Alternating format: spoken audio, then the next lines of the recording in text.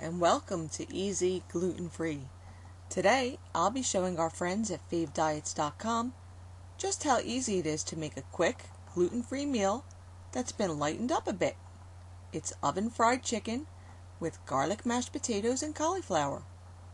This is a perfect dish for kids that won't eat their veggies, since the cauliflower is well disguised as it's all smashed up with those potatoes.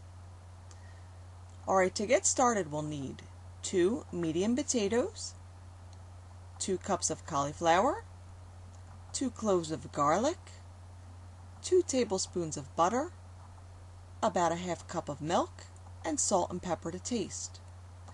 Now peel the potatoes and slice them into about 1-inch pieces. Then place them into a pot with cold water. Now for the cauliflower, make sure that the pieces are roughly the same size as the potatoes. Then add them to the same pot. Slice the garlic cloves in half and toss them in too, with about a tablespoon of salt, and set the pot on to boil.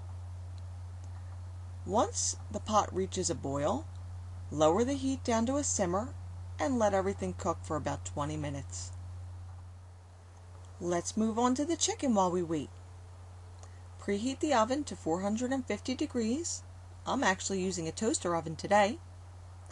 Now I've got 2 boneless, skinless chicken breasts, but you can make more or less as you need to. In a small bowl, I have 1 egg with a few tablespoons of milk and a healthy sprinkle of garlic powder, paprika, Old Bay seasoning, salt, and pepper. But you can season this to your own tastes. Just lightly whisk everything all together and set it aside. In another small bowl, I have 2/3 of a cup of gluten-free Bisquick, to which I've stirred in more of the same seasonings that I used in the egg.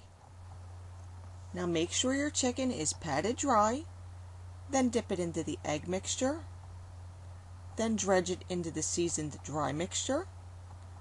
Then if you wish to have a thicker coating, repeat by dipping it into the egg again and then again into the Bisquick mixture before placing the chicken onto a foil-lined baking sheet that's been drizzled with a little bit of olive oil or non-stick cooking spray. Once the second breast is done, drizzle them both with a little bit of oil and bake them at 450 degrees for 15 minutes. But you'll want to turn them over after the first 10.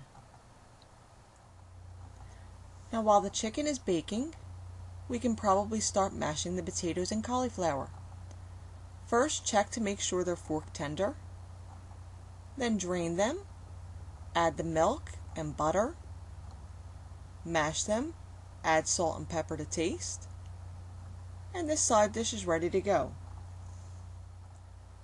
By now, the chicken should be done, and we're ready to plate the dish. I've added a small salad, a few scallions just to liven up the dish for its picture, and we have a fantastic, lightened up, gluten-free meal. I hope you'll give this one a try. Now if you'd like to see the recipe in print, you could always visit my blog. And for more free, healthy recipes and tips for virtually any diet, visit my friends at favediets.com. See you again soon.